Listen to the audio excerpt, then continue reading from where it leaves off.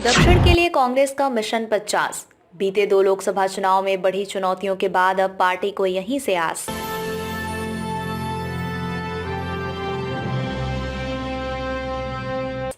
दक्षिण के 5 राज्यों तेलंगाना, केरल, तमिलनाडु, पुडुचेरी और कर्नाटक में लोकसभा चुनाव की लड़ाई 2024 में इसलिए भी बेहद दिलचस्प है कि जहां क्षेत्रीय पार्टियां अपना आधार कायम रखने के लिए प्रतिबद्ध हैं, वहीं दोनों प्रमुख राष्ट्रीय दल भाजपा और कांग्रेस के बीच भी दक्षिण का बाजीगर बनने की जबरदस्त होड़ है।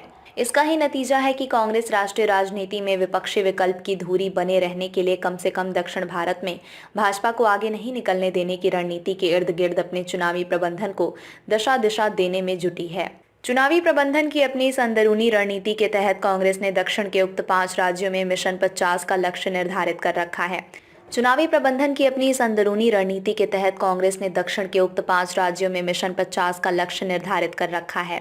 यानी पार्टी दक्षिण भारत से लोकसभा की कम से कम 50 सीटें जीतने की उम्मीद कर रही है।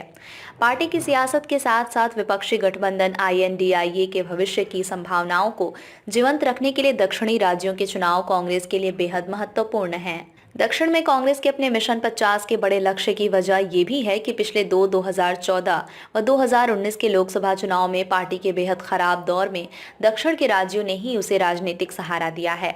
सूत्रों के अनुसार पार्टी के चुनावी रणनीतिकार सुनील कानूगोलू की टीम इस मिशन को लेकर जमीनी स्तर पर गंभीरता से काम कर रही है।